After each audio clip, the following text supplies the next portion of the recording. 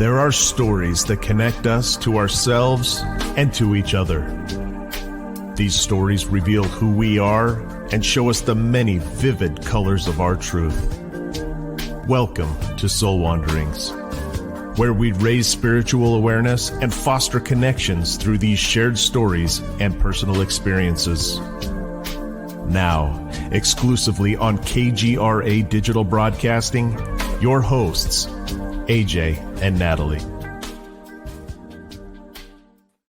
Hello, Wonders. We are back this Wednesday night, March 1st. Happy Wednesday. Happy March, my favorite month. Of course.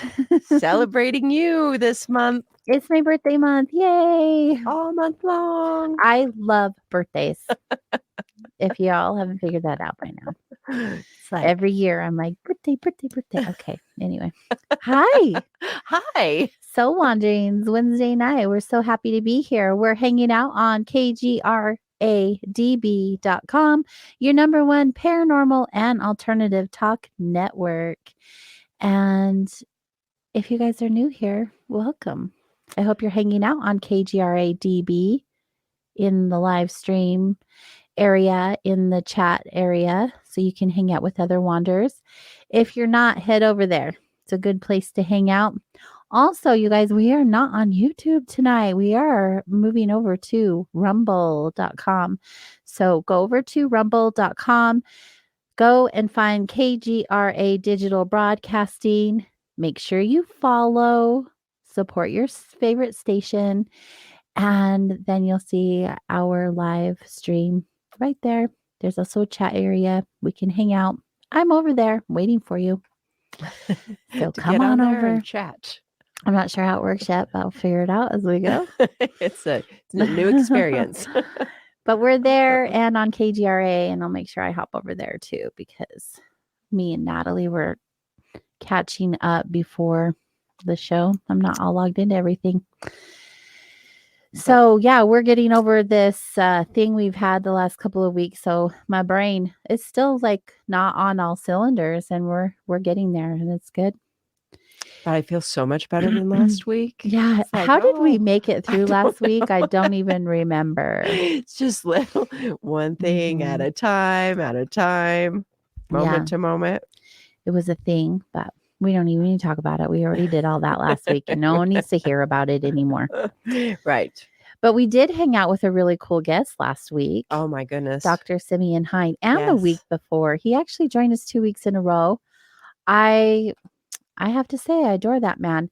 Right after the show, I ended up going to newcrystalmind.com, and that's where you guys will want to go.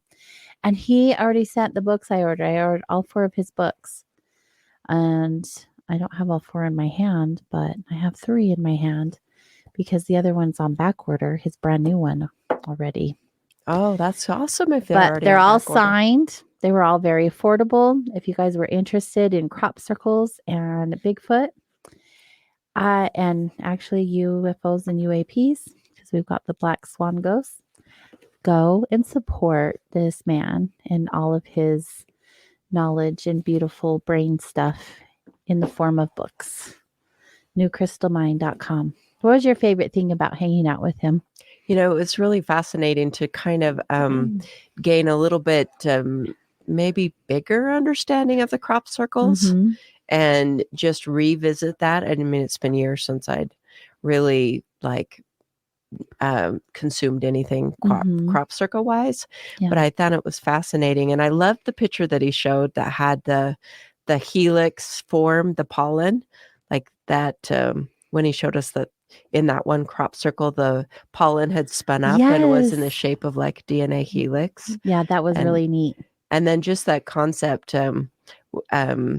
just that it's alive. Like there's this other essence that happens when you formulate. And then to have him talk about that, even the ones that were like created by people had the same energy happening after they had the same effect on electronics that the other things did that were like unexplained Mhm. crop circles, but to have that was really fascinating.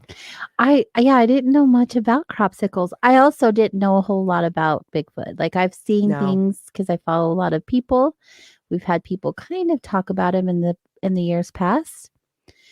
But I have like this newfound appreciation that the whole anomaly of Bigfoot, like that whole energy. And it's more than I thought it ever was. And I actually even dug in deeper because You did? more rest time this week.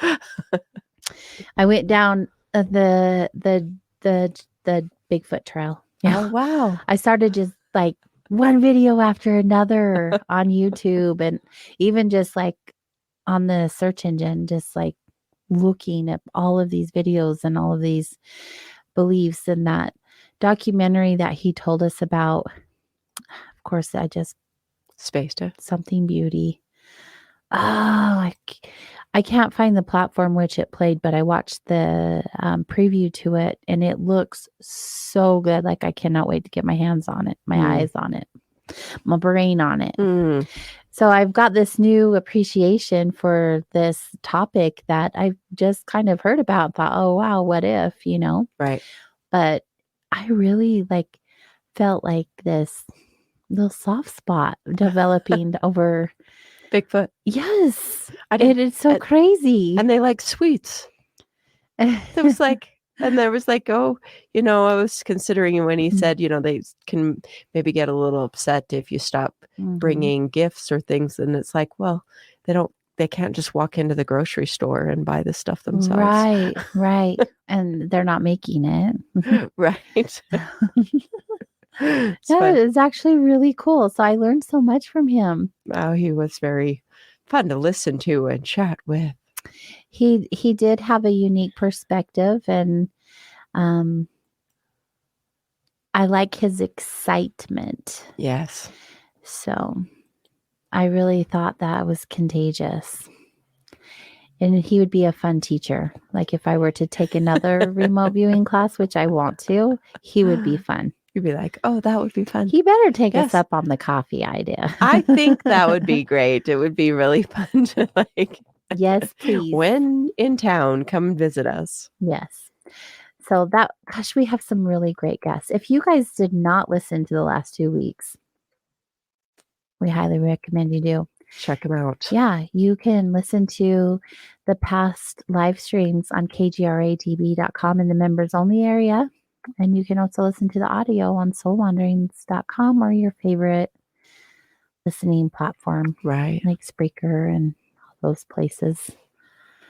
Out there. It's out there. You can find it. And I highly recommend you do. Good stuff.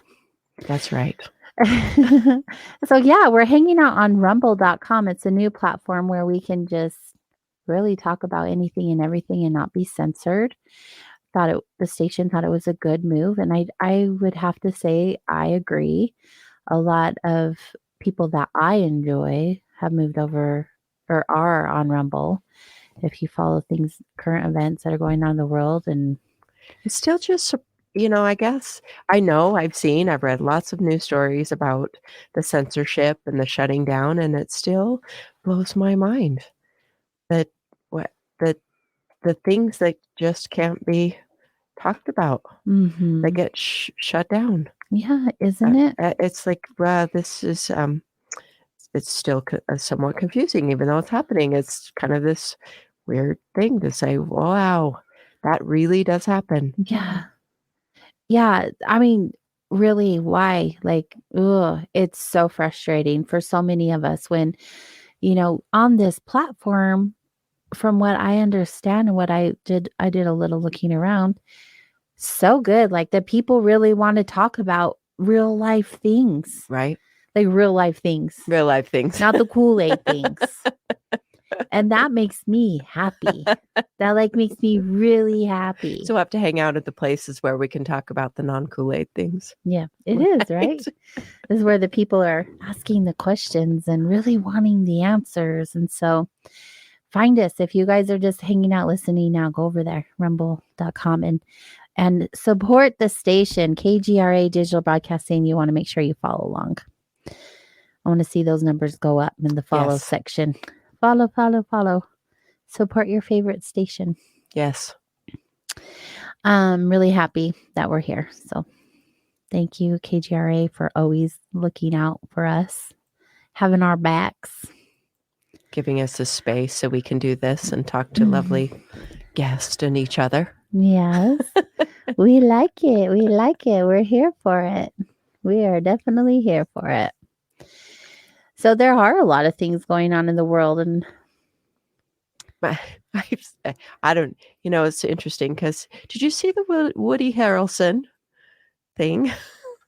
what I don't think so, but I don't know what you're She's like, talking "No." about, so probably That's no. been the interesting thing that I've seen. Woody Harrelson was on Saturday Night Live, and I watched his monologue. It was really an interesting monologue about. So they're saying that he just shouted out like COVID conspiracy theory, anti-vax. Oh, he did? Well, that's not exactly what he said. So if you watch the monologue, it's really interesting because he just said that he was like had this script that he was reading, and basically he said, look, the drug cartels get all together, they buy up the media, and then they force people to take medication.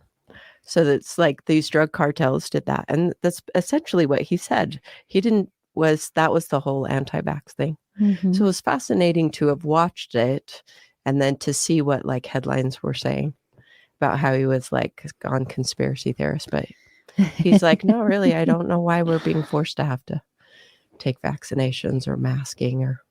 So that was the thing that I've been watching over the last couple of days when I watched the monologue. It's just like, that's so fascinating how they'll say something, but then it gets distorted and made into a much bigger deal. Right. It's so, it is quite something to wade through headlines and propaganda and so much information these days. Mm-hmm. There's I've checked out lately, like a lot, not just lately, like a couple of weeks. Like I've checked out. I'm just like I'm over it. Yeah. No one's telling the truth. No. And it's all just a bunch of propaganda, and it's just exhausting. I don't even want to we can't. What are we going to do? Just raise your vibe, everybody. Work on you. Love yourself. Love others. Raise the vibe. Yes. And these people will not even matter in your world. You will jump timelines and realities. I promise you. You will not be affected by this. You're just like, it will not. No. Yeah. And through my partner, he kind of follows along kind of a lot. He had said I think it was him. It was somebody saying this past week how they've just come out with all of this information. Like they're like getting busted left and right. So now they're saying, okay, we lied. Like it was a thing. Don't know where it came from. It wasn't from China. And it is some kind of weaponry of some kind. Like, okay, get over it. No more freaking masks. No more forced mandates. Like, let us just live. Just get We're over it. Right.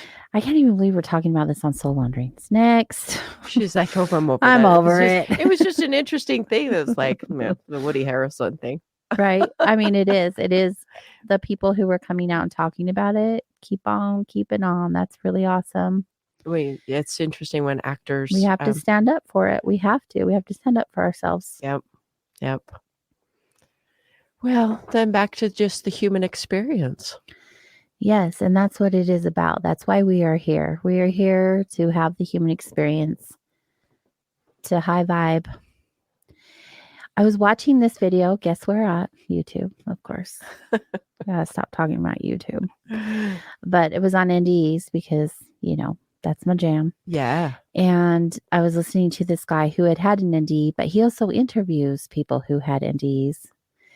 and I don't know who he is unless I look up my history, but he was talking about different types of NDEs. Like generally almost everyone has the same type of NDE. Probably not. That's what he said. All the people he's interviewed, they all have a lot of things in common. There are a lot of same types of NDE. How they happened are different. Oh. But what they take away from it is the same. There's always ultimately that love, right? It always comes down to it. It's just like it's just all love. He was giving examples of things that they said how they could explain that type of love, and they still just couldn't explain that feeling that they had. There's no like words. He said some guy had said in an interview to him, think of your 100 favorite, most happiest moments and put them all together in one moment. How would that feel? Wow. It's bigger than that. And it's bigger. And it's bigger than that. Wow. He had a lot of great stories, and I was just like in this space this morning listening while I'm getting ready, and I'm like, oh my gosh, like my heart was revisiting that feeling and that energy that I had. You can still and remember. Remembering. I think it's probably muted a little bit because of time, right? I mean, it was 11 years ago. And I think you don't forget it. But with anything, memories, Right. they kind of fade a little bit. The energy of them fades a little bit. Oh yeah. The feeling is definitely still with me. It's not anything I'll ever forget. The details, I feel like I remember all of the details still, but I also replay it a lot. I also feel it a lot. So it's not like a usual memory where over time you're just like, oh, I forgot how that worked out. Like, no, I haven't forgotten. Different energy though, if that makes sense. Yes. But he had some really great stories of people, and I just thought, wow, I don't want to forget this video. I'm going to have to go back and put it in my favorites because it's so neat to hear people's experiences when it comes down to that vibration of love. And that connection with the other side. A connection with the other side, that connection with Creator. In fact, he was talking about one of the big questions when you are on the other side through your NDE, if you have the opportunity to ask questions, some people do, get like ample time to ask as many questions as they want. And one of the main questions that he has found through these interviews is they ask about religion. Is religion true? And what religion is the right religion? Okay. And what it came down to is that God or that energy or Creator says that none of them are wrong if they bring None of them are wrong. you closer to Him. Oh. Because in every religion, they're all wanting to be better humans, right? They're all saying their religion is right because they feel it's the one that brings them closest to God. It's the one that brings them closer to love. Whatever you could put in, whatever, for whatever religion. Right. That works in the light or semi-light. I don't know about religion. So well, I mean, if it's an organized way to get you like that, I think ultimately that point that you said, it's whatever gets you closer to God. Yeah. And that's what he said. Ultimately, all the answers came back and they were saying none of them are wrong. When you go to whatever organization, to church or to whatever function that you call religion, what is your main purpose of going there? Well, people have a lot of different reasons, but right.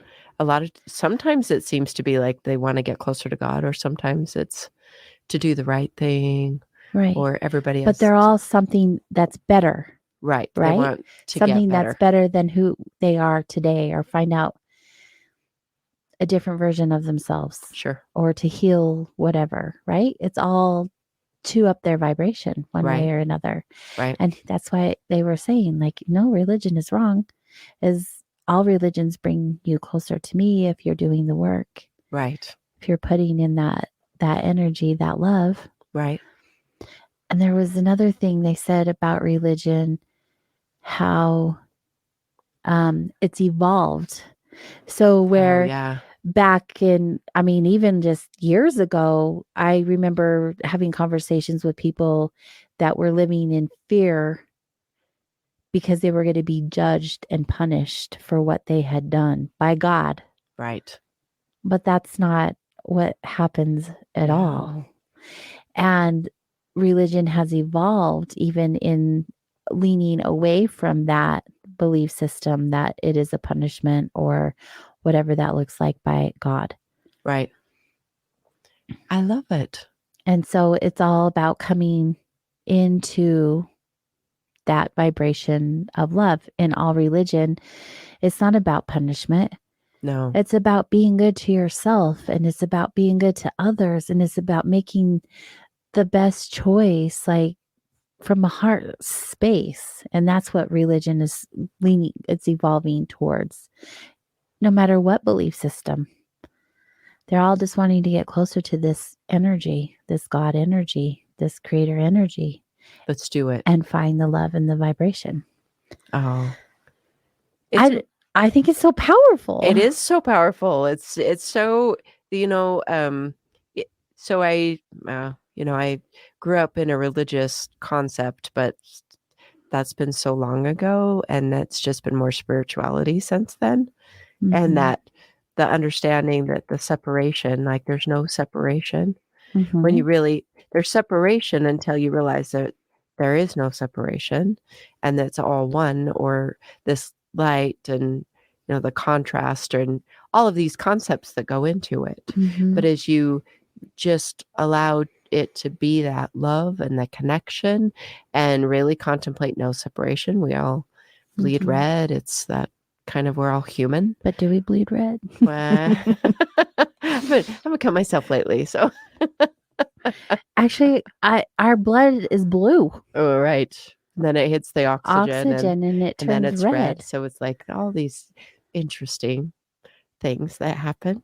Why do we have blue blood and then it's red? Oh, Well, bodies in general are just very fascinating. mind blowing. It Yeah. is mind blowing. I mean, look what we went through the last 2 weeks. Oh my goodness. They're so powerful. It is. And so just like to be on the ride, that's definitely been a coming to thing. That's I said in my grief group yesterday, I told them, I said, because there was a lot of conversation about it was interesting because this is a mix of men and women will say that they'll think that their husband that died would wants them to just be happy, or they'd have conversations before, it's just move on and Mhm. find someone else and just be happy. And then when you find that you're going through the grief experience, that's not quite so easy. But then women will say that men will be able to just find someone and move on. Only I have men in my group that is not the case. They're Right. like, no, that's not my best friend. And so it was interesting conversation. But I also was bringing up to them that when you experience going with someone as they die, whether it's a quick thing or it's a longer period it changes you. Mhm. You get changed. So I felt like this, I didn't die, but it definitely was an experience of being really, really sick, or being with my partner was very sick too. He was, and that was just to be so, I just exhausted everything that I knew. And then there's some times where you're just like, okay, I have to throw it up. It's like, okay, we're just going to keep going through this and trust in the ability to heal and get through things. But Right. life changes you. It does change you, like it affects you. And you're different as you go through really significant emotional events. Mhm. And you end up coming out the other side different. Exactly. And I think that's maybe part of that.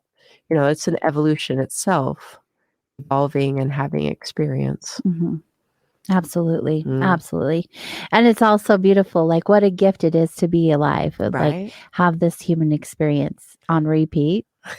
On repeat. I want to push the pause on the repeat next time, but Well, so tonight we are going to be able to talk about all kinds of cool stuff. You have some nuggets here in the second segment, and then we have a guest coming on. We're going to be talking about ghosts and hauntings and animal spirit messengers. I'm excited about the animal spirit messages. Yeah, it's going to be so good, you guys. Stay with us. We'll be right back.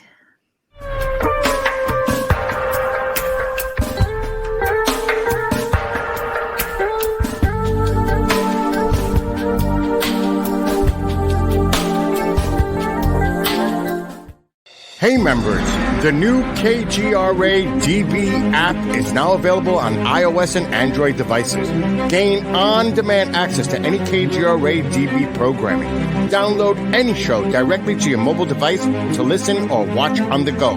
Go to the App Store and search KGRA DB. Did you know 75% of Americans are chronically dehydrated? If you struggle with focus, run low on energy, or when it's time to finally sleep, you simply can't, this can all be linked to dehydration, and Fuel Up has the answer. Our proprietary formula contains the finest cellular hydration with the strongest immune-enhancing natural ingredients. The Fuel Up system is made up of 3 different incredibly tasting varieties.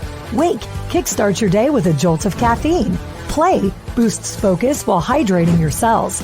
Rest not only helps you relax, but also rejuvenates your cells while you sleep. Here's what our clients have to say. I really don't miss my coffee, and you can tell the difference. So I'm going to take it for the energy. I'm going to take it for the play. I'm going to take it, all day. And it works. That's the thing. It works. We love it. Take the Fuel Up Challenge now, where we offer a Feel the Difference money-back guarantee. Fuel Up for life.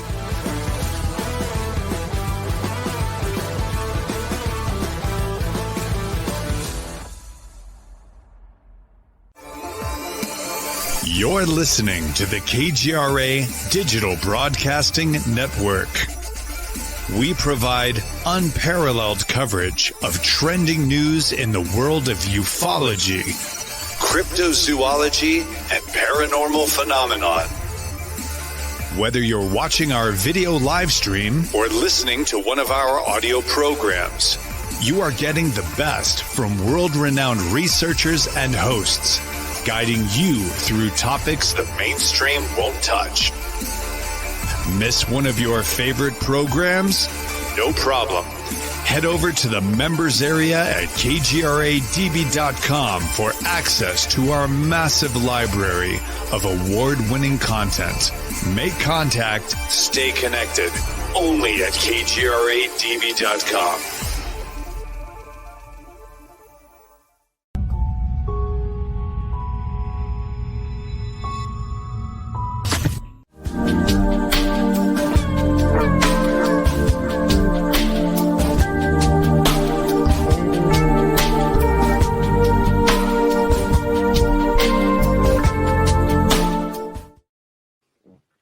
Hello, everyone, and welcome back to Soul Wanderings. I am AJ. And I'm Natalie. And we're hanging out with you tonight live. Right. Live Wednesday Soul Wanderings tonight. And I hope you're hanging out with us also. You can do that by hanging out on kgradb.com, Rumble, and Facebook. Thank you. Thank you. So many platforms. You've got options. You have options. Definitely have options. Also, you guys, we didn't talk about Whisper Wednesdays last week. I just want to remind you, there's this voicemail. In fact, let me have you tell them about it. About the book. Yes, there is this Whisper Wednesdays voicemail. Right. Where you get to call in. It's 801-686-8214 and leave us a voicemail. Whisper. Tell us your secrets. Tell us the things you want to offload, things that maybe you'd want to get rid of.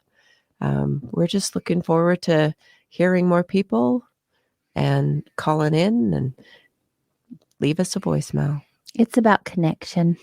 Yeah, we like connection. Yeah, we want to hear from you. I get so many emails, just even like one-liners, just like a thought from the show. You can call and do that. You can call and leave us inspiration and share a book idea or guest idea, or if you want to be a guest, you don't have to send an email. You can leave the voicemail. That's what it's there for. Yeah. Yes, yes. So good. So Whisper Wednesdays. Also, you have a Natalie Nugget for tonight. I do. It's going to be interesting. So This one is interesting. Lay it on out there. in my work, I deal with, I meet with private clients and dealing with things, but so the concept is this: emotions. There are so many like conditioning or programming or concepts or beliefs that says that if someone's behavior brings up an emotion in another person, then the behavior needs to change. So what I wanted to talk about and talk to you about, because it's like if someone is doing something that bugs you, and you're having an emotion about it, it's your button, it's your trigger, and it's your work to do. And if you delegate the responsibility of not having that button pushed to someone else, you are powerless. You are completely disempowered to affect anything at all. Now, the nature of emotions, I talk about emotions all the time. The nature of emotions they are transitory experiences. When you get upset, and you just sit with it and do nothing, you don't ask someone to change behavior or anything, it will dissipate. So it does, but it came up. I see this a lot where people, so this was a story recently that I heard that they were, having a weekend getaway and just different gathering. They traveled somewhere, and then there was multiple people that had to process things within their relationship when they were supposed to be just having a good time. And a lot of it had to do because someone's behavior and someone had emotion, and then suddenly you're processing, and like 5 hours later you've missed the whole party because you're processing something about an emotion. That feels very exhausting. I was just thinking, okay, you know what? Like, if you are having an emotional trigger, it's coming up for a reason. But the reality is, don't ask someone to change their behavior. Be willing to move through the emotion until maybe it doesn't trigger you anymore, or there is this is quite a wise thing to be able to not ask someone to change their behavior. Just work through the emotion. The other thing that I wanted to bring up was, if you can't figure out how to stop your emotion, how is someone else going to stop your emotion? You can't do it. How are they going to read your mind or read your emotional body to go, okay, I didn't know the thing I was going to do, going to make you so upset. Yeah. How am I supposed to know that? So, wow, this could go in so many directions.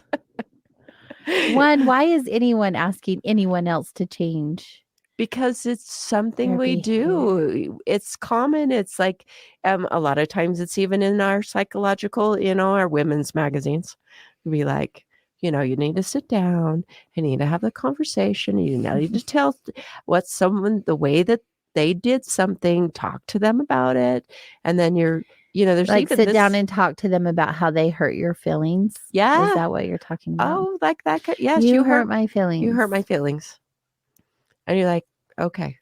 So there is wisdom in saying, well, you did have an emotional experience. Someone bumped into your feelings. Right. But so often I see it. It's very common in our modern society to the power of being offended. When someone is offended, then we give a lot of power to their offense and ask for changes in a lot of different behavior. And but that doesn't really resolve a root cause analysis. A root cause analysis would be what causes their offense, and taking a look at it that way. Yeah. So as you're sharing, I'm thinking about past experiences where I've been that person. that's saying you hurt my feelings. Not that I've asked any. I don't know. I can't recall asking anyone to change their ways. Right. I don't. Maybe back like years ago. Right. I mean, but there's this thing when you first start working on yourself Mm-hmm. and you're supposed to talk about your feelings. Right. And so you sit with the person that created an environment in which made you feel a certain way. Okay. Right? Sure. Don't you see that happening? Yeah. And so I can see like past situations where that I probably have done that. Like, we were having this experience and it made me feel A, B, and C. Right. And shared that with them as if it's their responsibility that I felt a certain way. Well, I mean, I hope I'm sitting here thinking about it. I hope I'm not that person anymore. Right. Well, I don't think that's something. I mean, I've had some situations lately where people have done things where I'm like, interesting that it's made me feel this way. Right. But I haven't gone to them about it. You notice that you felt a particular way, and then you have a decision about that, whether or not you adjust your behavior. Most of the time, I'm just like, I get over it. Yeah. I'm just like, yeah, that's not important for me. Right. I'm over it. Right. But you've been practicing for a while. We've talked, This is not the new thing to talk about, but with emotions and waves and things like that. But it is a practice too. It is a practice. There's a lot of times where people become overly responsible for someone else's emotional experience. So they go around trying to adjust their behavior, and oftentimes they lose themselves. They lose a level of freedom to just naturally flow in any given moment because someone else gets emotionally upset. And so then if you ever throttled yourself back a little bit because someone has an emotional reaction, not even that they may be to something that I've said or done. Right. Yes. People have emotional reactions to things I say and do all the time. I'm used to that. But I push buttons. Not intentionally. Right. Well, it's kind of. But I say things. I sometimes just say things. I don't really have a filter. It's okay. It's like, I feel. I don't feel bad about it anymore. I used to feel bad when I hurt people's feelings, but I realized that had nothing to do with me. I'm years ago. So now I'm just like, they're obviously got some. Did I poke you? Whoopsie. I can't wait to hear what lesson you learned from that. Come back to me when you figure that all out. Come back and we'll just see what went from that. So, at where we work, there's this lovely walls that have writing and words on them. Mm-hmm. Excuse me. But I like the one that says, "He who angers you conquers you." Yes. Yeah. That's one of my favorite ones. I actually wrote that down because I was like, whoever wrote this, good on you. It's good things. Yeah. Oh my goodness, my throat, my voice. Okay, we'll give your voice a break. Oh, so say something about that nugget there. Yeah. So I have said something about that nugget. I have no attachment. I have no attachment to it, honestly. And it's not that I don't care what people think. And when people cause a reaction in me, I do sit with it. Like, why am I feeling this? What did they say or do that caused this reaction in me? But I don't make it their responsibility. Right. It's not their responsibility. And so this was something I observed this week in someone else that was felt like he was losing himself a bit to someone else's emotional reaction. And it can happen. Mm-hmm. I mean, I see it happen all the time. I've had it happen to me in the past. Do the work, people. Just do the work. Yeah, just do that work. So basically, it's like... That was a great nugget.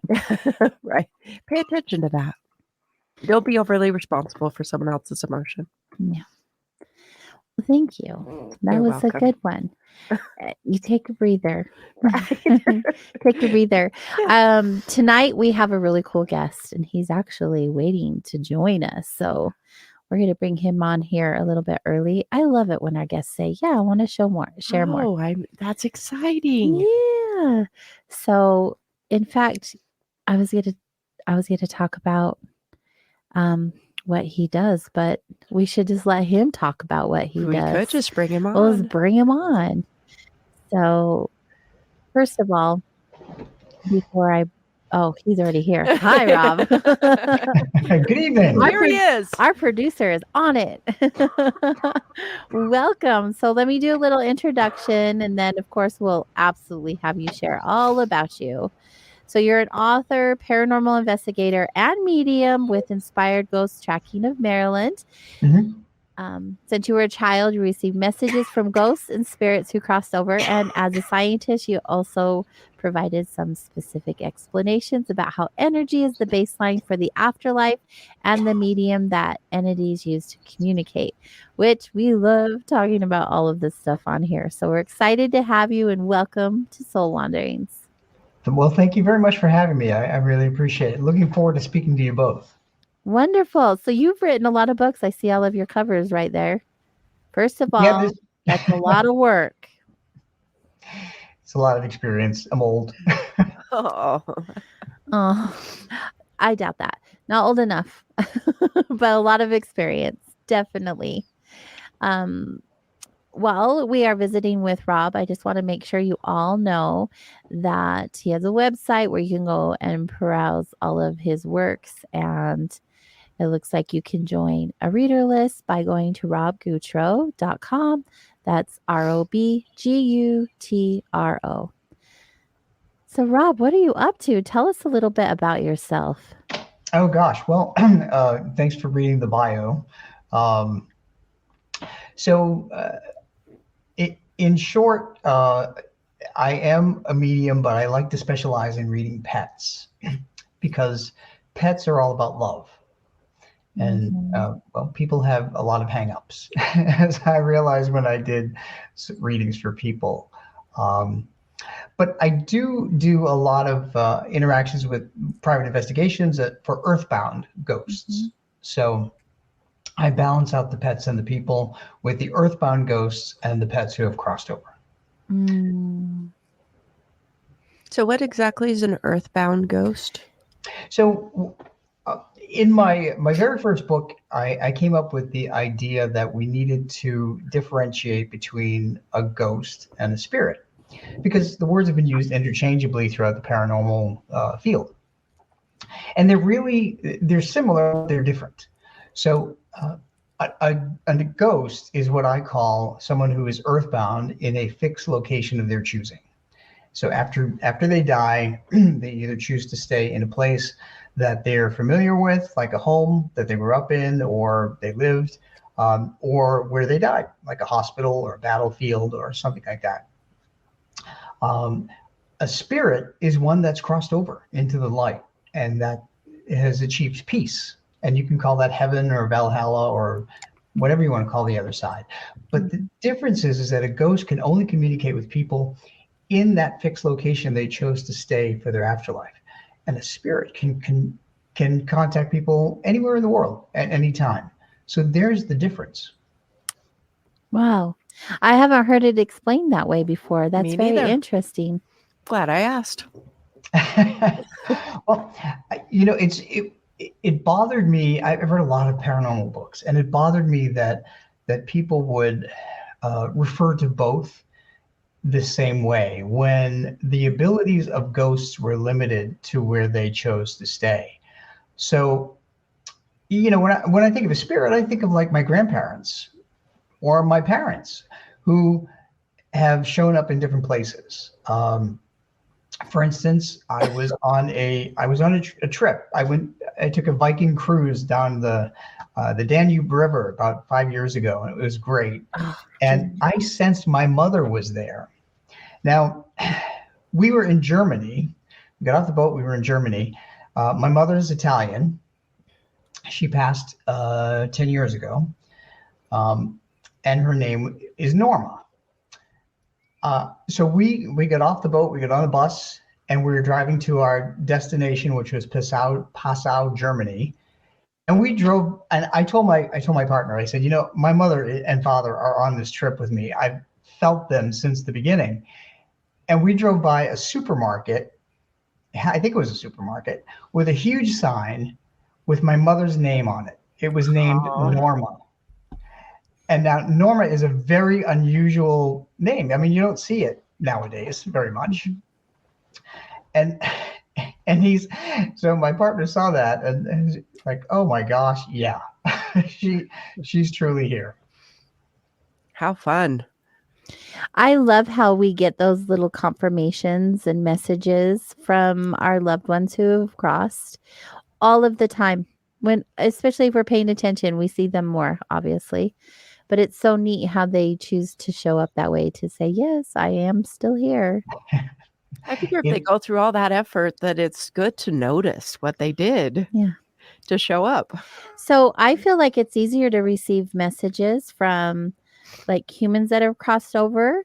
Mm-hmm. I don't know if I've had any experience with animals who cross over. And I had my sidekick pass less than a year ago. I had her for 14 years before she crossed. And sometimes I feel like her energy is around me, but I don't know how to confirm that. So what are some ways that myself or others who have lost a loved pet, how do we feel them, or how do we know that they're around us? Because obviously their communication is going to be a little bit different, right? Or am I wrong? Sure. No, they give us signs much in the way that they lived. So if they like to jump on a favorite couch, you may find an indentation there, or the pillow moved and you didn't move it. You may hear their nails on the floor. If it's a dog, you may feel them up against your legs at night. You might feel a slight pressure or a tingling or even a coolness. And I explain coolness scientifically, why ghosts and spirits can create a coolness. But with a cat, for instance, I've done some readings on cats, and they've told me that they one of them in particular, like to sleep behind her mother's pillow and play with her mother's hair at night. And when I did that reading, the mother wrote back and said, oh my gosh, my cat used to do that every night, and it would drive me crazy. The cat would play with my hair, and I feel my hair being played with, even though my cat has passed like 6-7 months ago. So it's things like that pets will do to confirm that they're still here. That's the basis of a lot of the things in my books about pets in the afterlife. I have 4 books in the series of Pets in the Afterlife. And they're mostly from readings that I've done and confirmations that pet parents have graciously allowed me to use, so that I can teach people what signs to look for. So how many books do you have? Because I know there's several, right? And didn't you just come out with a new one? I did. It was Pets in the Afterlife 4, Messages from Spirit Cats. So it's entirely devoted to cats. But I have 10 books now, and I am actually working on my 11th.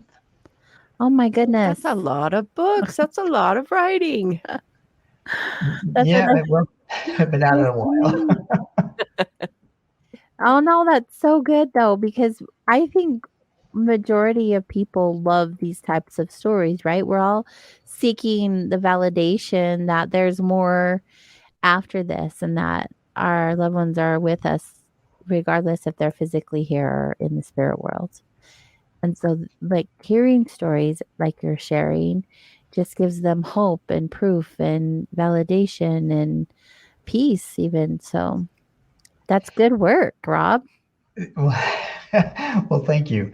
I have to tell you, though, that it is surprising that with some of the signs that I get from pets, things like numbers that turn out to mean something special, different other quirky things.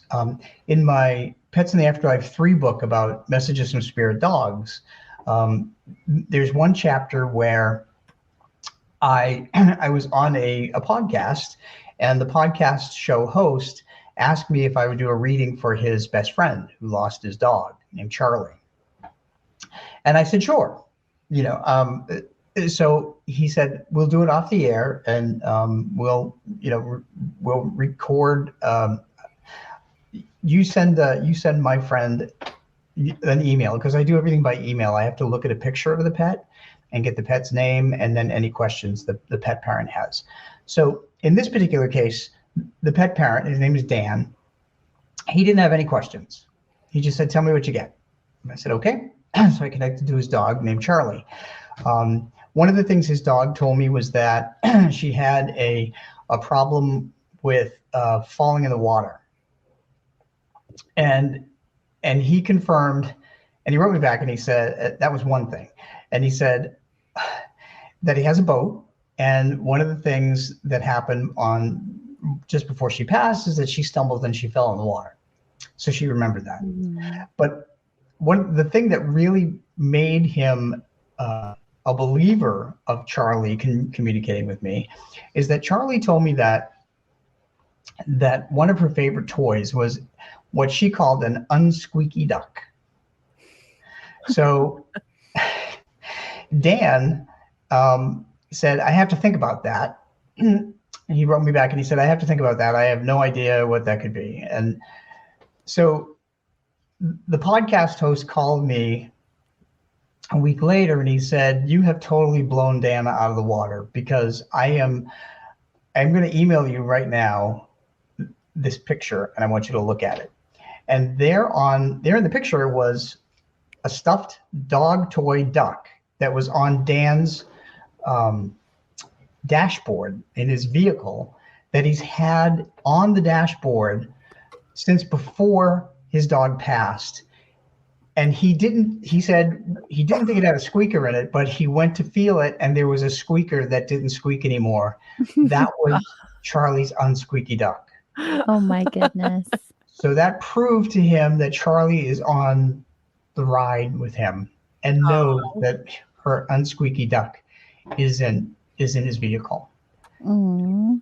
And I love stories like that. Our pets are just like everything to us, and just knowing that they're still so close, like that just means so much. So yeah. you've written 4 books about pets in the afterlife. Are they similar? Are they just different stories about different readings? Like, what makes them different from each other? That's a good question. So the very first one is really about my puppy Buzz. Buzz reawakened my abilities in 2005 when he was tragically killed by a car at 7 months old with his leash open. Wow. I had these abilities, if you will, since I was a teenager.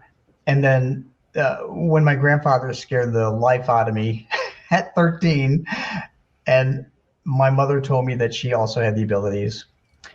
But then I started paying attention to school and I was trying to get a career and I didn't pay attention to anything. I kind of blocked everything out.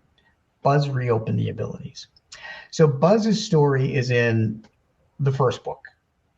And also the first book contains chapters by 3 other mediums and their communications with their dogs.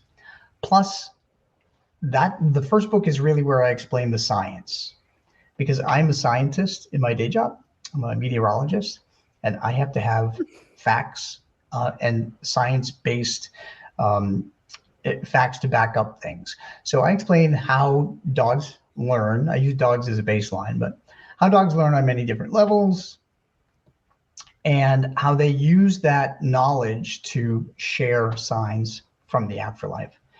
I also explain, I cite Dr. Stanley Coren, who was a dog behaviorist. So he analyzed dogs and he realizes that they have the intelligence of a 3 to 5-year-old human child. And because when you think about it, we raise them the same way we raise kids. Mm-hmm. We take them to school. We teach them to interact well with each other. We teach them to go to the bathroom. We take them to the doctor when they're sick. They know words. They know toys. They know routine. They bond with each other. They care for you when you're sick. They walk away from you when you're mad. They act guilty when they do something wrong. That's true. Yeah. So they're just like 3 to 5 year old children. And so I explained that. And that's really what makes it hard when they pass, because even though their body ages, they still behave like those 3 to 5 year old children. And we look at them as 3 to 5 year old children, even when they're senior and they pass. And that's why the grief is so intense. And I can talk about the grief when, in a little bit. Okay, so I've had dogs my whole entire life, but my dog that just passed this past year, that was the hardest loss I've ever had. I see, I'm already choking up. It's too much. And I see that with other people who have built these friendships and family units with their pets. They're just so important. And once you've had a pet, we know what that is. Anyone who's had a pet knows that kind of love. It is so unique and so precious.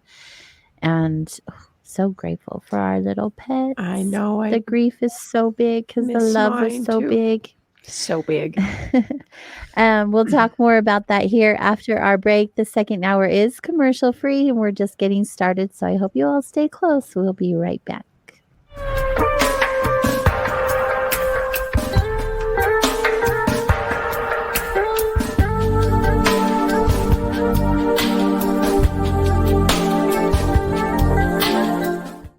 Hey members, the new KGRA DB app is now available on iOS and Android devices. Gain on-demand access to any KGRA DB programming. Download any show directly to your mobile device to listen or watch on the go. Go to the App Store and search KGRA DB. Did you know 75% of Americans are chronically dehydrated? If you struggle with focus, run low on energy, or when it's time to finally sleep, you simply can't, this can all be linked to dehydration, and Fuel Up has the answer. Our proprietary formula contains the finest cellular hydration with the strongest immune-enhancing natural ingredients. The Fuel Up system is made up of 3 different incredibly tasting varieties. Wake kickstarts your day with a jolt of caffeine. Play boosts focus while hydrating your cells. Rest not only helps you relax, but also rejuvenates your cells while you sleep. Here's what our clients have to say. I really don't miss my coffee, and you can tell the difference. So I'm going to take it for the energy. I'm going to take it for the play. I'm going to take it, all day. And it works. That's the thing. It works. We love it. Take the Fuel Up Challenge now, where we offer a Feel the Difference money-back guarantee. Fuel Up for life.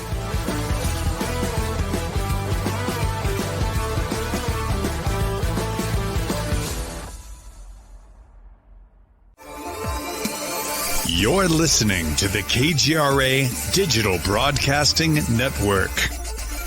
We provide unparalleled coverage of trending news in the world of ufology, cryptozoology, and paranormal phenomenon.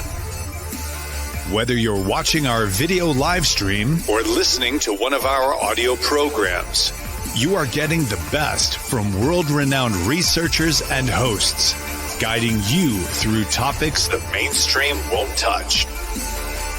Miss one of your favorite programs? No problem. Head over to the members area at kgradb.com for access to our massive library of award-winning content. Make contact, stay connected, only at kgradb.com.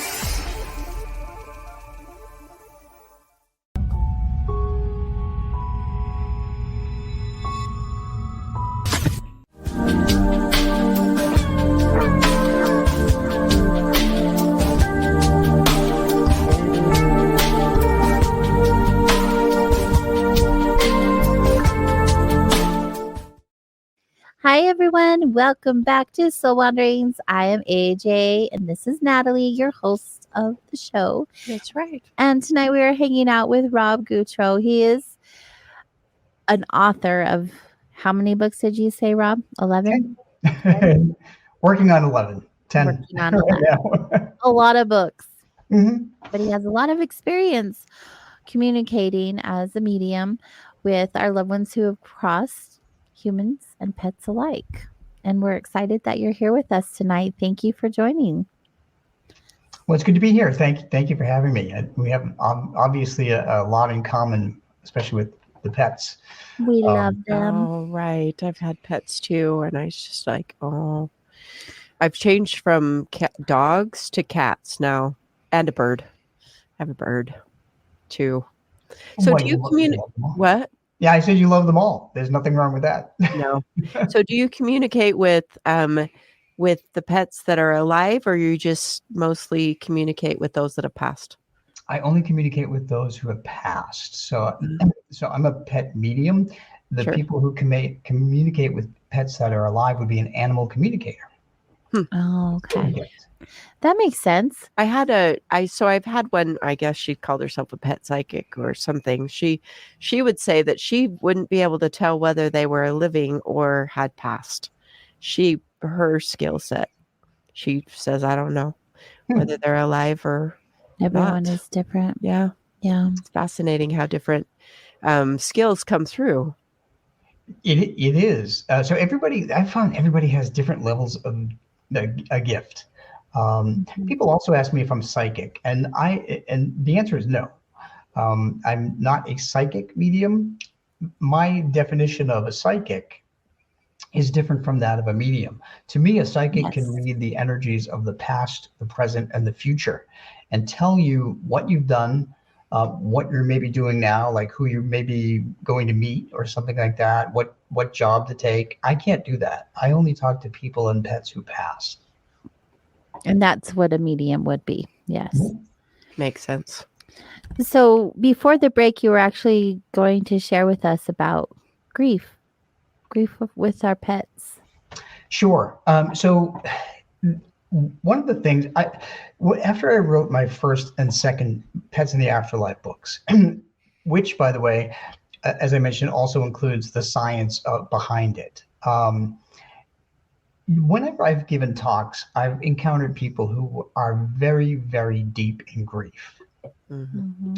There was one couple particularly struck me early on, and they came up to me and they were so deep in grief that they pretty much cried through trying to tell me that they lost their dog. And that really struck me. So in my Pets in the Afterlife 3 and 4 books, I have special chapters on how to cope with grief. And one is by a friend of mine who is a clinical psychologist. And the other one is by another friend of mine who is a social worker who deals with people with grief. And they offer different ways to cope with grief. The most important thing to do is remember that our pets are here for a limited amount of time, and that they have one lesson that they have to teach us, and that is unconditional love. And we learn that lesson and we put it in action when we help them pass out of pain. It's the hardest thing we can ever do. It's the most unselfish thing we could ever do.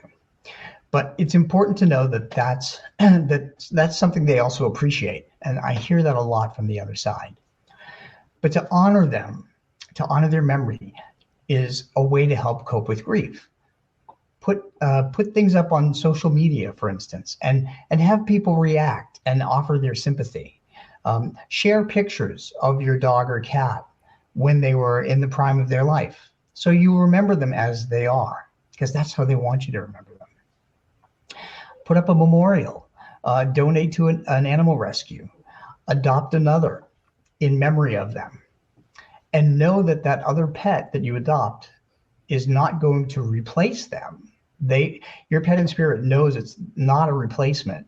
It's just to give the love that you have that you're not using anymore for the physical to another pet that needs that love.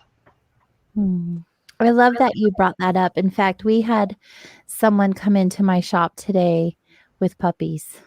Oh, They're like, "Do you want some puppy therapy?" I was like, "Yes, please." Hand me that puppy. And I didn't, like, this whole time that my dog has been gone, I didn't feel called to have another dog. Not because I don't want another pet, but there's a lot, I felt like guilty, like I'd be replacing her. But I love pets so much. I was like, I can't not have another animal with me. So I love that you shared that. It's just, that's validation from something I was going through today, just being around the dogs, thinking, oh, I would love to have another puppy. And then I was like, no, I can't ever replace my Right. Yeah, it's not a replacement. It's Right. using that love that you have to give love to another pet that deserves it. So I do find that I do a lot of work with grief, like humans grief, but there are also people that definitely have the pet grief. And I'll tell them that, it's a 24/7 companionship with your animal. Our companion animals are with us more often than even our partners or, other family members, that siblings or parents that die. We have our animals with us more. They see us through everything. Everything. They're there in all of the good, bad, ugly. And the other thing that I find that people will often not want to experience that level of pain again when your animal dies, and the pain of that loss, that people will not get into another relationship with an animal to avoid that, which I find is really sad, because our animals are such an addition to our life. I don't know what I'd do without mine. Yeah, they really are. They become our best friend, and I think the reason why it's harder to acknowledge a pet's passing than it is a person is that we are 100% responsible for them, for their happiness. I always tell people that the difference between pets and human children is that human children will grow up, marry someone we don't like, and move away. Right? And pets don't. They grow up and they grow old with us. That's true. They're always with us. Yeah. So how do you communicate with animals? They don't use words like we do. How are you having messages?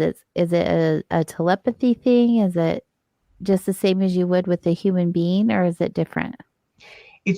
It's very similar to the way it is with a human, because pets do know words. I mean, ultimately they learn different things. I know that our dogs know certain toys. For instance, a border collie. There's one particular border collie that I read about that knows 1,000 different words. Wow. Which is amazing, which is more than a 5-year-old knows. My favorite dog was Border Collie, my Border Collie that passed. I miss her. They're really smart. So Border Collies, German Shepherds, Poodles, I think those are the top 3 learners, if you will. And by the way, we have Dachshunds, Dachshund mixes, and we had a Weimaraner who just passed in 2020. But they communicate telepathically. They show me images of things. They repeat words. Sometimes they give me smells. A lot of times it's really just showing me telepathically what's around them and what they like and what they do. And what's interesting is that when I do a reading is that I never know where the person lives, because all I ask is like a first name or first names in the family. They never tell me where they live. So I've done readings for people in Turkey, in South Africa, in Germany, and these dogs and cats are describing the houses in which they live. Oh, wow. Which is just crazy to me. But now I know what people's houses look like in all these countries. You were talking about earthbound ghosts and then spirit. So with your experiences with animals crossing, are they usually earthbound, like because of the home that they were in the entire time, or are they on the spirit side of things? They 99% of them cross over. And there's a lot of reasons for that. Number one, because animals are much more sensitive to emotion. When they pass, just like humans, their energy combines with memories, personality, and the knowledge of the life that they lived. And then they have the choice to stay earthbound if they want. But most of them cross over because usually our loved ones in spirit will be there waiting for them to take them over, whether they're people or other pets that passed. They will come down, if you will, or come through and be there to guide your dog or cat or horse or bird or whatever to the other side. And dogs and cats also read emotions, as we talked about earlier. So they know that the other side is nothing but love and peace. And that's where they go. I've only encountered 5 pets that stayed behind in the many years I've been doing this. What are the reasons that they would stay behind? One of them stayed behind because she was devoted to her mom. And she never left her mom's side. A little dog named Fanny. And others stay for the same reasons. They're very attached to their person. But when their person passes, they don't go with them for some reasons. Most of them do, but some of them don't. When I was in England visiting a museum, it's where I met Fanny, this little black and tan dog. It was in the museum of Sir John Soane's house. He was a British architect. And we went there because my partner's an architect. So, how many people do you know go to an architect's museum, right? But we walked in and there was this little black and tan dog that ran right past me. And I thought, what in the world is a dog doing here? Well, the dog was a ghost. And the dog had stayed earthbound because his mother passed. I mean, he passed before his mother, and he wanted to stay with his mom. When his mom passed, he stayed because he loves to go to the door and greet everybody who comes in. And that's what he does in his afterlife. And what's funny is that when I asked the people that work there in the gift shop if they have ever seen a ghost dog, they all immediately confirmed it. And they asked me so I described the dog and they said, oh yeah, that's Fanny. And they brought me over to a table and there was a little book of Fanny, Mrs. Soane's dog. And I was like, wow, that's crazy. So I bought the book, of course. They asked me if there were any human ghosts there. And I said, no, I didn't sense any of them. And they said, neither has anybody that works here. It's just that little dog that likes to run to the door when people come in. Oh my gosh. So what cute. A fun story. Is that one of your favorite experiences with a spirit animal? Oh gosh, I have so many. Well, that's my favorite experience with a ghost spirit animal, but all the other ones are spirits who've crossed over. I can tell you, we were talking about grief earlier, and I can tell you, we lost 2 of our precious dogs in 2020, and it was the hardest year ever for me. One was a dachshund who was 16 and a half years old, and the other one was a Weimaraner, and she was 1 month shy of 16, and she was my heart dog. She was the one that I was really bonded to. Her name is Dolly. Her name is actually Dolly Loretta because I adopted her from a rescue in Tennessee, and I named her after Dolly Parton and Loretta Lynn. Cute. Yeah. But we had a telepathy thing going. We always knew what the other was thinking. So we were very closely bonded. And when at the end of her life, she was a fighter. She wore a diaper for the whole last year of her life because she was incontinent with both.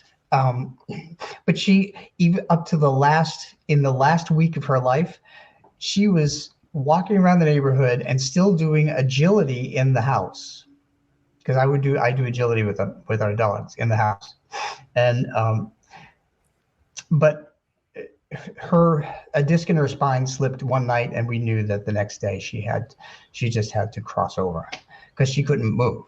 That last night was. I used to sleep in the kitchen, by the way, for a year. I would sleep in the kitchen until she fell asleep with our little dachshund next to her. And then the little dachshund and I would go into the bedroom and go to bed. But we wanted to make sure that Dolly got to sleep. So the last night, and I'm telling you this because this is an example of how our loved ones are going to be there for your pets. The last night when I was laying in the kitchen with my head on Dolly's bed and little Tyler, the dachshund, next to me, Dolly woke up at 3 a.m. and she kept staring at one part of the kitchen. And I kept trying to tell her to put her head down. And I didn't understand why she was trying to sit up, because she really couldn't. She had a really, because of her disc had slipped, but she was adamant. So I looked over there, and they're standing at the edge of the kitchen were my mom and dad in spirit, our friend Ed in spirit, and our 3 dogs in spirit. And they were letting me know that they were there for her and they were going to be there when she crossed over. I was just blown away by it. And it was like for 5 or 10 seconds. And the next day, I had texted my friend Ruth Larkin, who's the Beantown medium up in Boston. And I told her that, I said, Dolly just passed away. I'm a total train wreck. And she said, Rob, I want to tell you that your mom and dad were there. And this other guy I don't recognize, who is my partner's late partner, Ed. And she said there were 3 dogs there. And I said, oh my God, that's exactly who appeared in the kitchen last night. Aww. So when your pets pass, our loved ones, whether they're pets or people, are waiting for them in spirit to help them cross over. So beautiful. It's like they know, like we're just coming to terms, but they know. Like there's a time coming. Aww. Yeah, so that was my toughest experience. So that's Dolly has a chapter in my Pets in the Afterlife 3 book, because gosh, after she passed, she has been so active in coming through in so many ways. I've heard her, I've felt her, I've seen her. It's just crazy. I love that for you. I love that you've had those experiences. That's like, my heart is going to burst. That's so much love. Yeah, well, being a medium, I'm an emotional mess. I'm like a train wreck, which is why I do readings in the privacy of my own home, and I do them by email, because I just couldn't. I'd just be like a sponge of emotion in front of people. It's easier this way. Yeah, I could understand that.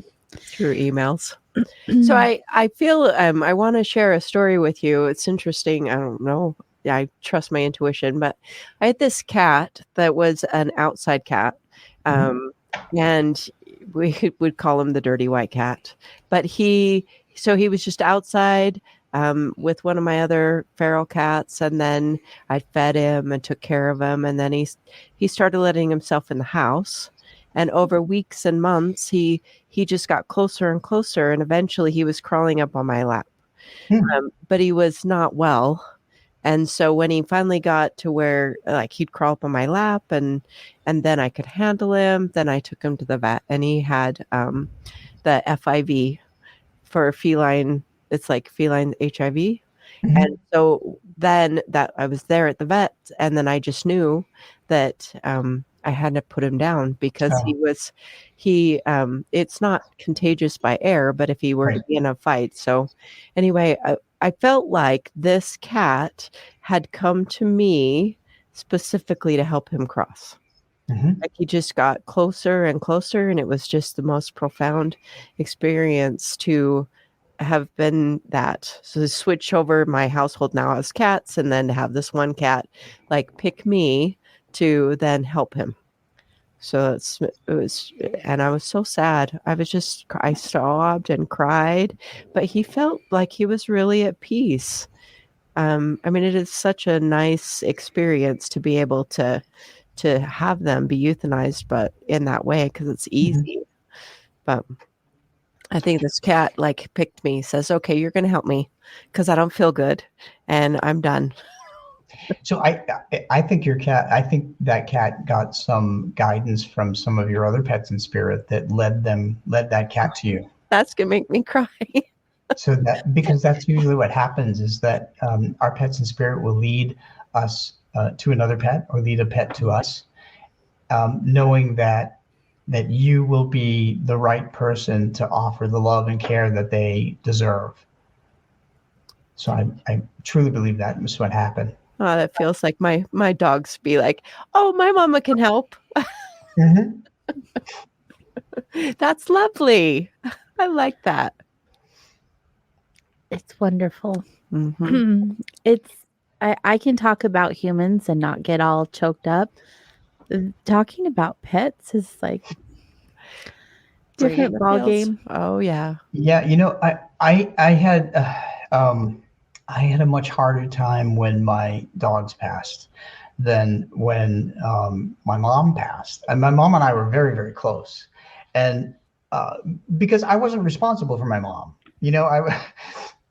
My mom was independent, and so in my life, the hardest thing was the loss of my dad in the beginning, because he died in 2008, and he was immediate family, so that was the first immediate family member that passed.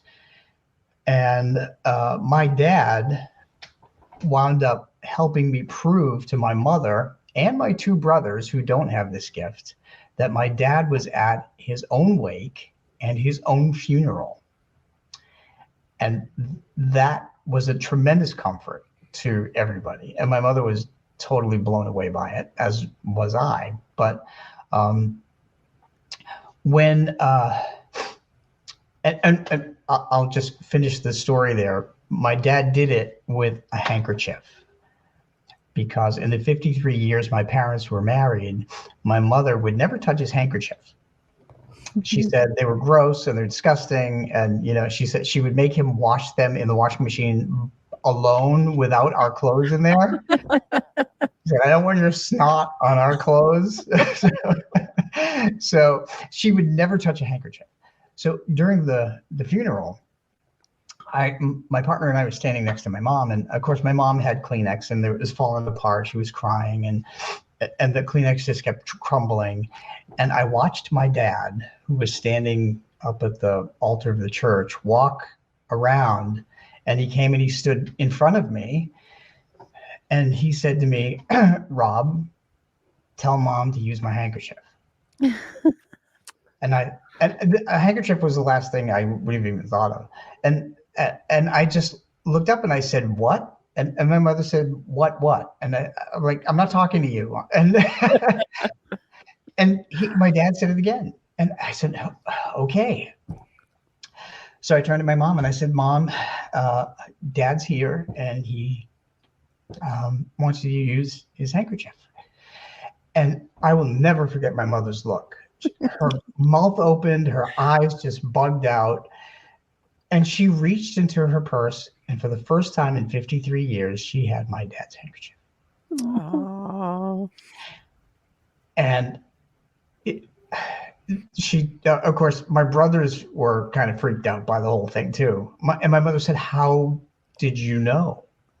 And I said, I told you he's standing right here. So anyway, fast forward to 2013, my mom passed. She had a stroke and she was non-responsive and she was never going to awaken from it. She was in a coma. And when I got to the hospital, it had been like 3 days.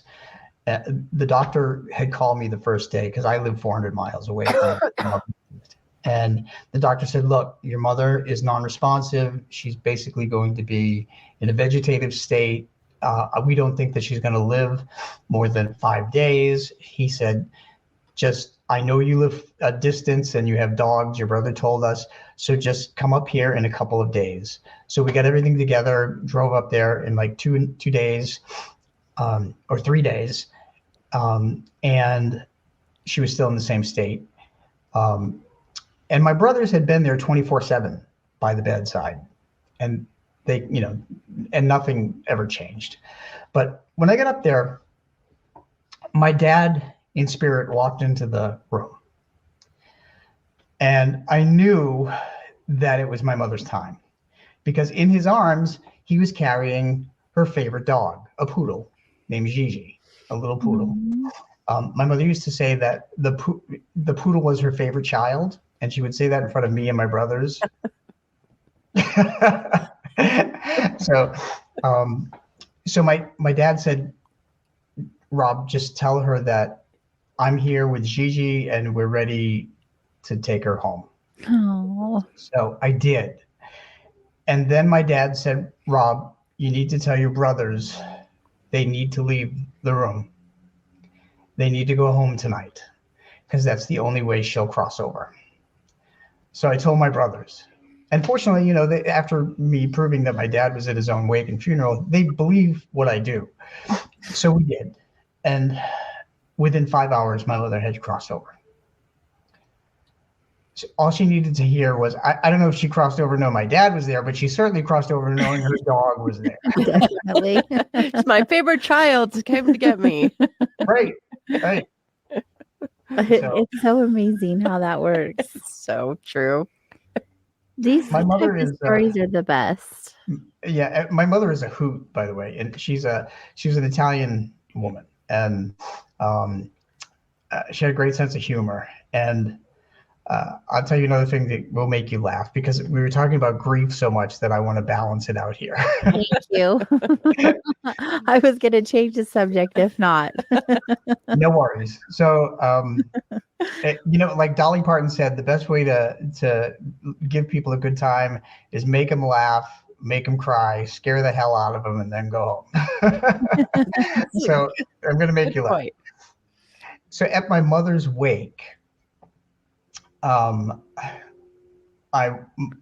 mother decided to let me know what she thought about the way they made her up.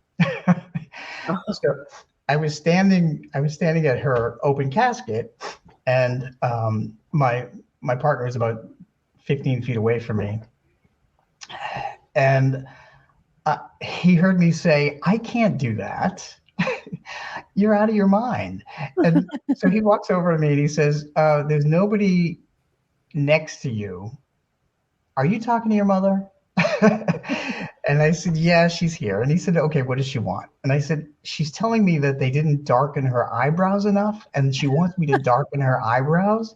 She's very meticulous about her makeup." And he goes, "Don't you dare." And I said, "Believe me, I am not going there." That's hilarious. That sounds like something I would do. That's what I was thinking. You were? Yeah, I'm like, that's what you resonated with that one. That's hilarious. Any way I can communicate with my son, it's going down. In the long future. Yes, please. Let's hope for that. So obviously, not only do you communicate with animals, you communicate with humans, and you do that through your mediumship, but also you're a paranormal investigator. I am. Yeah. What got you into paranormal investigations? Well, it was all because I wrote my first book and I was looking for people to talk to about it. And I happened to find that there was a local paranormal group here in Maryland.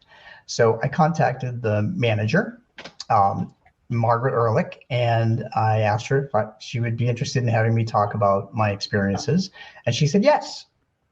So after I gave my talk, she said, "We need a medium and we would love to have you." So I said, okay. And that was it. And how long has that been since you've been paranormal investigating? It's been about, it's been since 2010. Oh, So 13 awesome. years. So you've been doing it for quite a while. I love Yeah. paranormal investigations. Oh, yeah. What a good idea to have a medium on board. Oh, yeah, for sure. I think every paranormal investigation group needs a medium.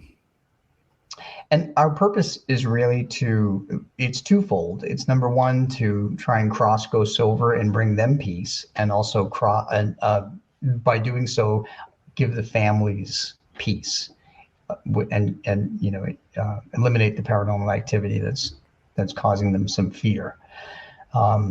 So I actually, because I'm also the guy that also writes down all the reports when I go on these paranormal investigations, it was easy for me to put together a book. Of course. Case Files of Inspired Ghost Tracking. And it's just volume 1. I've got another one in the queue about 4 or 5 years from now, but there are a lot of cases that we've been on.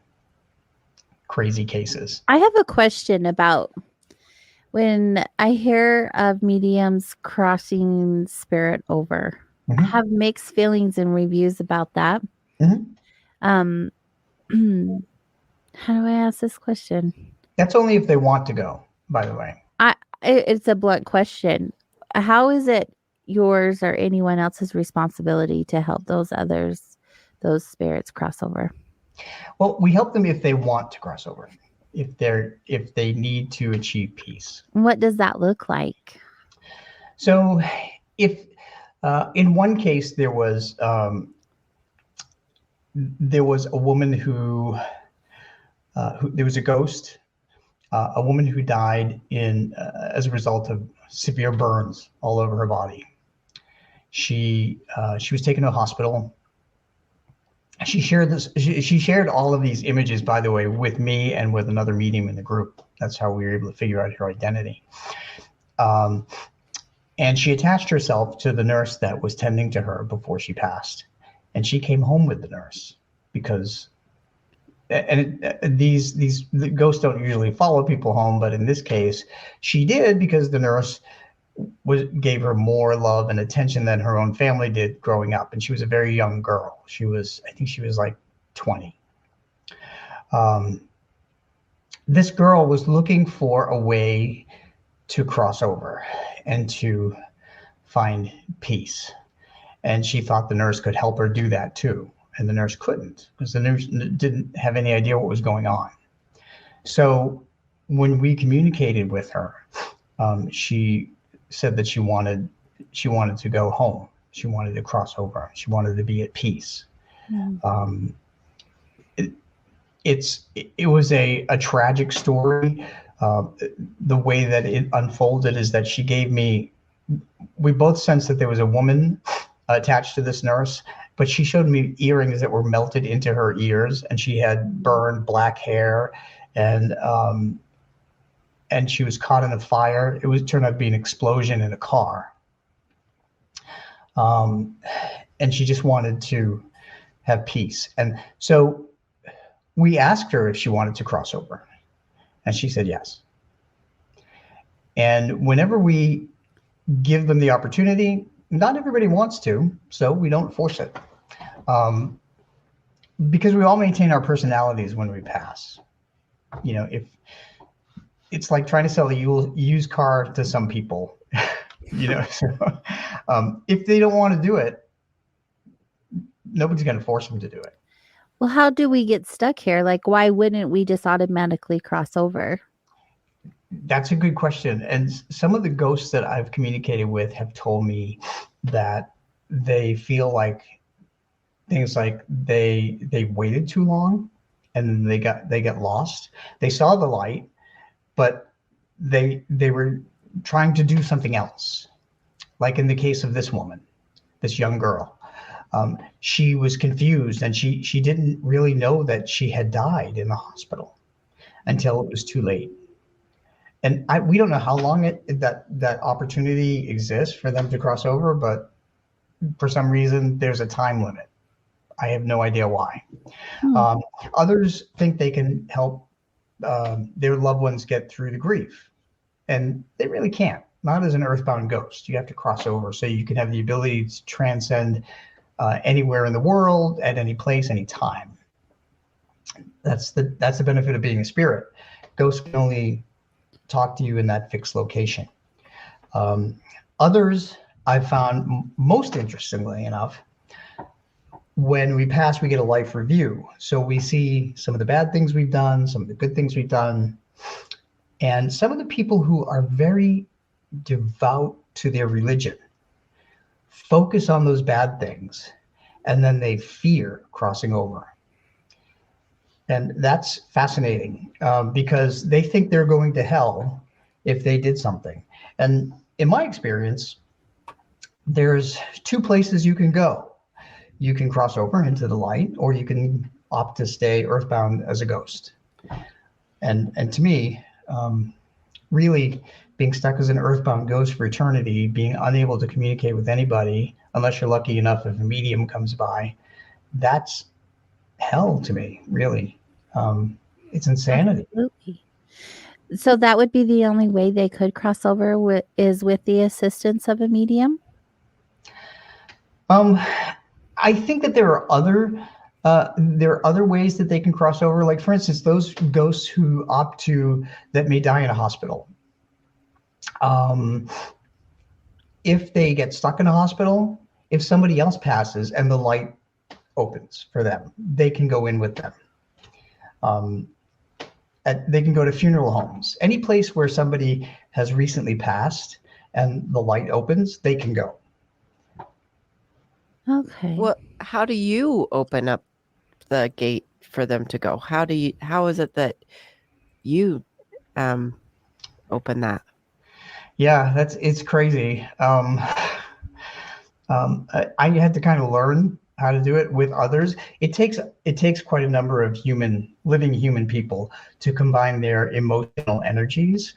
And usually we sit or stand in a circle, holding hands, focusing our emotional energies in the center, trying to open a portal of light and calling upon those in spirit who are connected to an earthbound ghost to come over and get them. Oh, so they still have to open a doorway from the other side, but so it's this collaboration between. So it all comes down to energy. It does, yeah. So energy is the foundation of the paranormal, in my opinion, and that's as a scientist, that's what I have as a theme running through all of my books. And I use that theme to explain how ghosts exist, how spirits exist, how they get strong from physical energies like heat, light, water, and electricity, or in terms of ghost emotional energies like fear, anxiety, depression, and anger, or in spirits, love, faith, and hope. It's all energy. It's all energy. Oh. Yeah, and as a scientist, I bet you really dig that. Well, it's important for me to prove things scientifically. So, for instance, earlier we were discussing how pets can give you a sign that they're around, like ghosts and so forth. Also, ghosts or spirits, that you may feel a cold spot, right?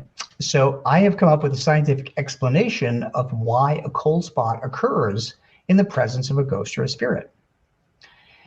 And that is, ghosts and spirits need energy.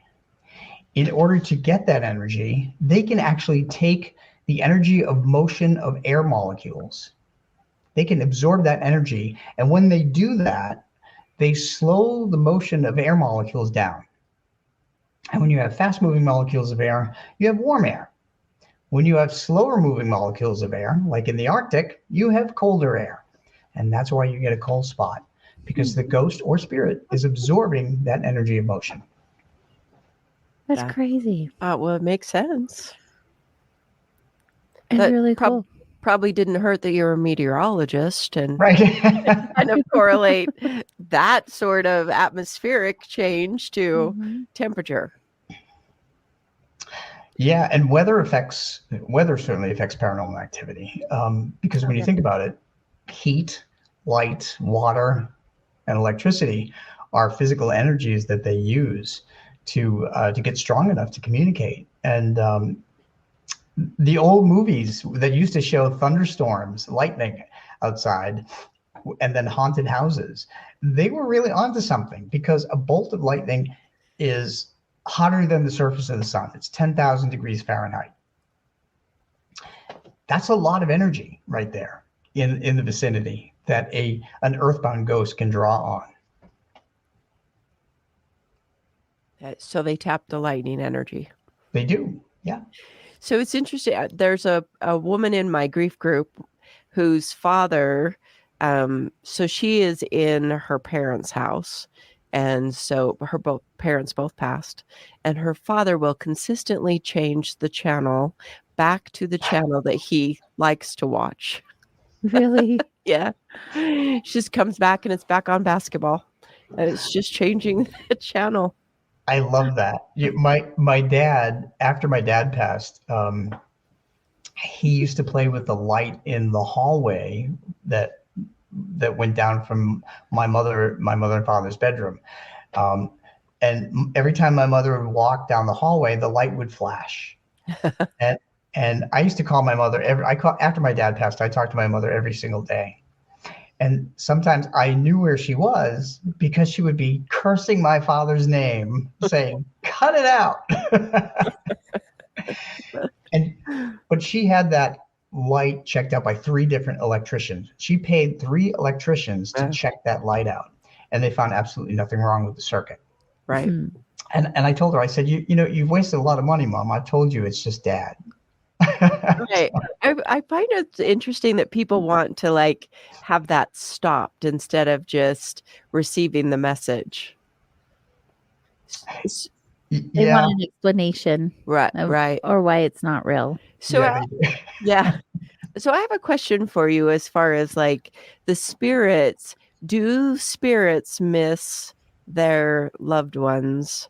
So there's the same way we miss them. Right. Yeah. Do the spirits miss us? Miss being on this side with us?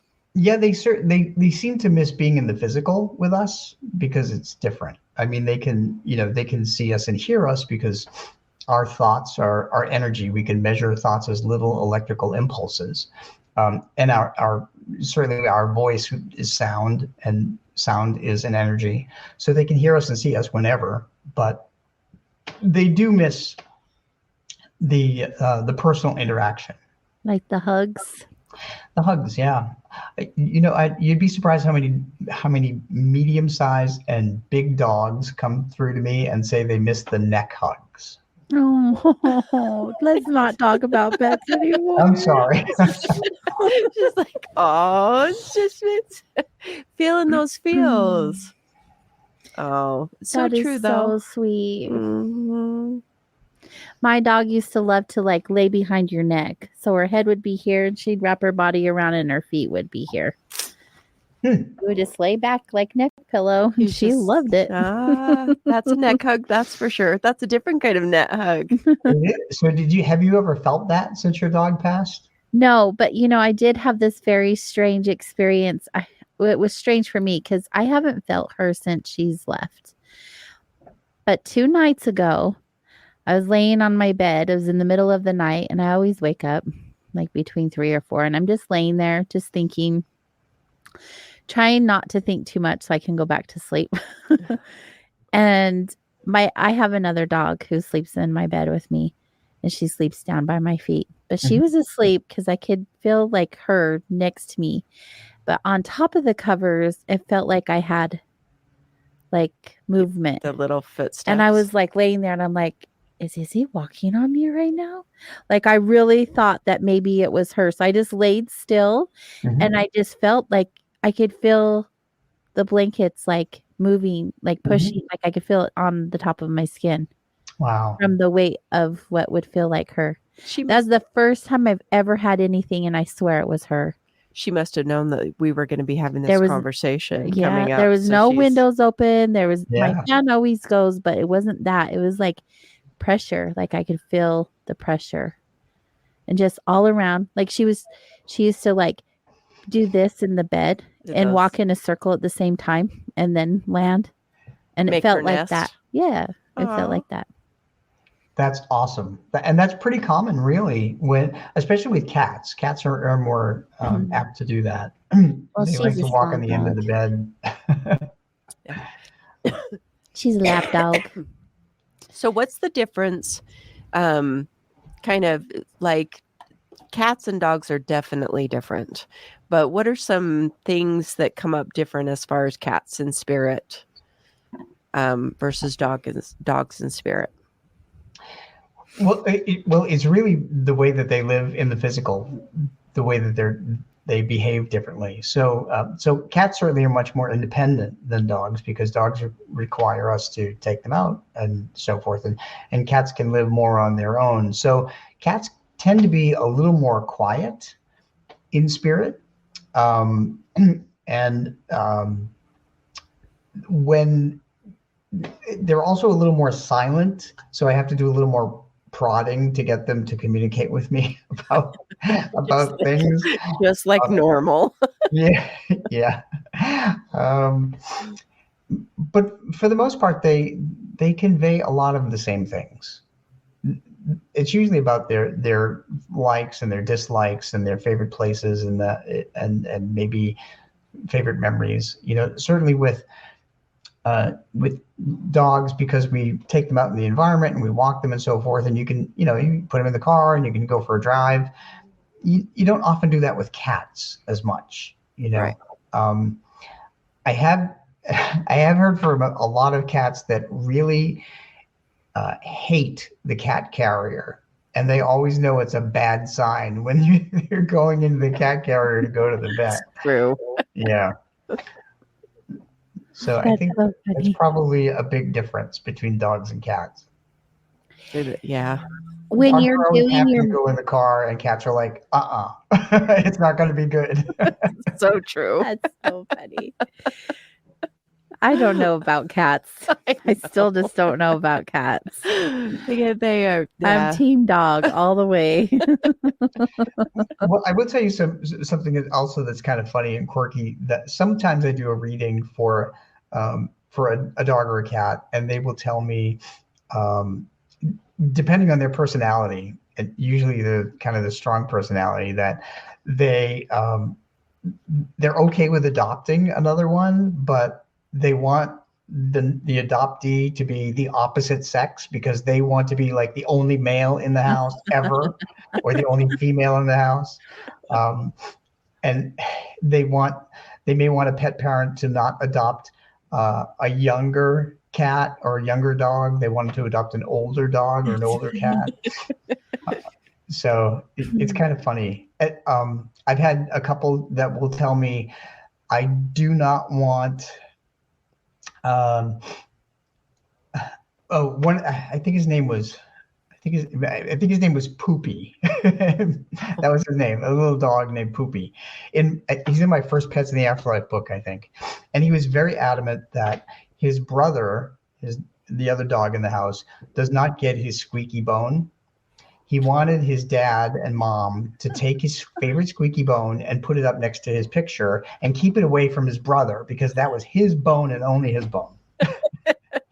Since he wasn't able to keep it away himself anymore, and mom and dad needed to do that. Right. Yeah. And I remember the dad, his name is John, and he wrote me back and he said, "Yep, that was him. And that was his, that was his toy." So they picked it up and they kept it away from his brother. You have so many amazing stories about pets. What a fun job, J-O-B right. Quotation that you have. It's a part-time job. It's a weekend thing. Right. But still, how amazing. Side gig, right? Between communicating with animals and communicating with humans, is there a big difference? And what is your preference? Well, I think the difference is that people can be more stubborn. People tend to have more hangups, really. People have all kinds of hangups. Yeah. Pets don't have those. They're really about love, and that's why I honed in on pets. I work dog rescue too. My partner and I have worked dog rescue now for about 15 years. So, and all of our dogs are rescues. And we understand them. I think I understand them better than I understand most people. Sounds true. So I will tell you the story of why I decided not to. I just mentioned this the other night to somebody. Why I decided to not read people anymore, and it's because of the last reading I did. A woman wrote me, asked me to do a reading with her dad who passed away, and all I knew was her name and her dad's name and her dad's picture, and the reading was horrendous. He came through. He said he was an alcoholic. He was physically abusive. He was abusive in other ways. He wanted forgiveness. He begged for forgiveness. It was just horrible, and it broke my heart. And I had, and I do my readings by email, so I'm not talking to people at all. And I didn't want to send this to her. And I thought, oh my gosh, what if this is wrong? So I did. I sent it to her, and she wrote me back, and she confirmed every single thing that he conveyed. And I said, you know what? I can't do this anymore with people. I want to deal with love.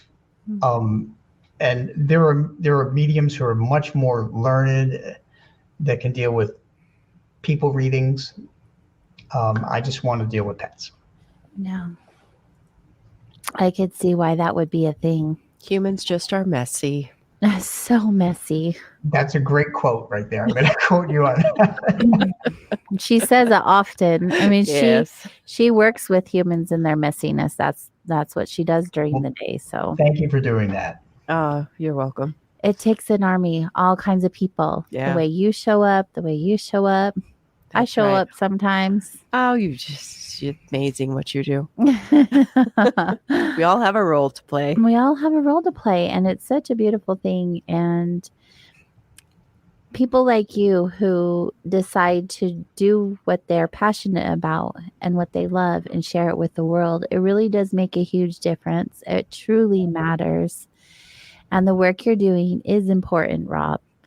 And I hope for one moment you don't ever question that. You obviously have a gift and an ability that is meant to be shared with everyone, and you're doing the work. It's awesome.